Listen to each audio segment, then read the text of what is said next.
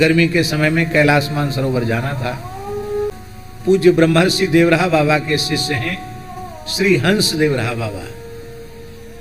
अपने मोहल्ले में टिकारी घाट है, उनका स्थान है, तो हम उनका दर्शन करने गए। कई साल पुरानी बात है। बड़ी भीड़ थी वहाँ, मचान पर बैठे थे बाबा। से ही हम वहाँ पहुँचे तो उन्होंने सारी भीड़ को वहाँ से हटा दिया। अपने जो शिष्य सेवक थे उनको भी हटा दिया। केवल हम थे, वो थे। शायद हमारे साथ बाबूजी थे कि नहीं थे, ये नहीं थे। केवल हम और वो दो ही लोग थे। हाँ, तो वो महात्मा हमसे बोले, हम और आप पूर्व जन्म के कुछ हैं, ऐसा कुछ उन्होंने कहा। भगवान जाने उनकी भाषा तो अपने ढंग की थी। बोले हम और आप बिहारी जी की सखी हैं पूर्व जन्म की, ऐसा बोले।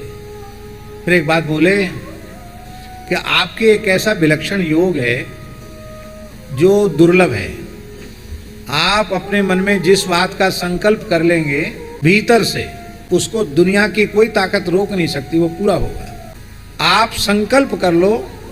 हमने उनको बताया नहीं था कि हम मानसरोवर जाने वाले हैं, अपने आप ही बोले आप संकल्प कर लो कि हम कैलाश मानसरोवर तभी जाएंगे जब वो भारत का था भारत में आ जाएगा, नहीं तो नहीं जाएंगे। तो एक ऐसा अवसर आएगा कि मानसरोवर कैलाश फिर से भारत में आ जाएगा। तो हमको बड़ी प्रसन्नता हुई। हमने कहा भाई इतनी सी बात, हम वैसी थोड़े दूसरे हिसाब के हैं। उतनी बर्फ में पता नहीं श्वास कैसा रहे, तबीयत कैसी रहे, मरीज तो पहले से ही हैं। एक और महात्मा ने कह दिया, तो हमने कहा बहुत अच्छी बात है।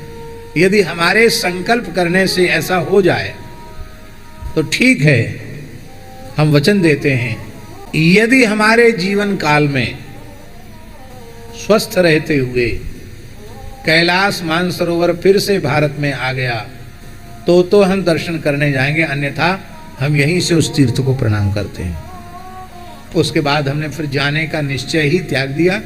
अब भगवान की इच्छा होगी आ जाएगा भारत में। भारत का ही था ये तो। 62 की लड़ाई में ही चीन ने कब्जा कर लिया।